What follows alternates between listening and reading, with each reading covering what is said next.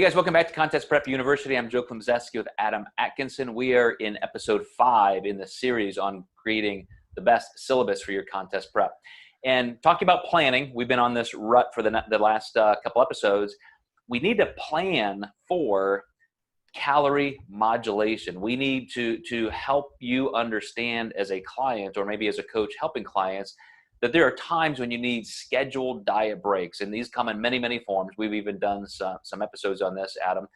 But I'm definitely on the Helms bandwagon where I'm allowing for 2 back-to-back high-carb days. I used to either just do 1 higher calorie day or maybe a midweek and a weekend. I'm really jiving with that back-to-back day plan. So I'm gonna factor that in. Here are the calories for the week, and if we need to lose this many pounds in this many months, like what is that gonna look like? But I also have to plan for the fact that we may have some unintended slowdowns, some plateaus, some things we're learning along the way, metabolic adaptation, potential metabolic suppression. Do we have time to build calorie base into this? This really goes into the calculation of your prep. And so getting down to the actual energy balance of every day, every week is probably the most important first step. And I'm glad we put this at number 5, because this is the one people miscalculate the most. And I'm going to throw stress into this as well, because people's jobs change, family things happen.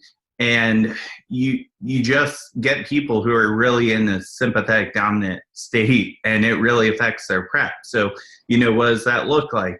Definitely a diet break, backing off training, maybe only training, 4 days a week. If someone really wants to work out 5 days a week, I might have them do like a restorative yoga, just to keep active, but not really get into that parasympathetic zone. So yeah, planning for all of those is very key, but that is the biggest thing that people mess up. And also then not giving enough time to, build intake up into the show can be a recipe for disaster, or just shorting yourself 4 weeks of being your absolute best as well. Yeah, I think a lot of people just, they do the math. They look at the calendar and say, well, yeah, I'm going to lose 2 pounds a week, 1.5 pounds a week, or, for a female, maybe 1 pound a week, and it'll be fine. I've got 16 weeks, I'm gonna lose 16 pounds, perfect. But man, does it slow down toward the end? I mean, there are some times, whether it's intentional or not, maybe some holidays, or maybe sometimes you'll never even know why you got a little stuck for a week or 2 or 3 or 4. But you really do have to engineer this. So I've been talking to a contractor about a build, kind of an addition. And when somebody says, oh, it's going to cost you this amount, you need to double it, right? You couldn't spend, there's no way you could spend more than 30,000 on the kitchen, and then it's 60,000. And so the same thing happens when you're trying to plan for dieting. It's like, okay, if I think I can lose 16 pounds in this amount of time, I probably need twice that amount of time, because it's really going to stretch out into a very non-linear biological math equation. Yeah. And you are correct.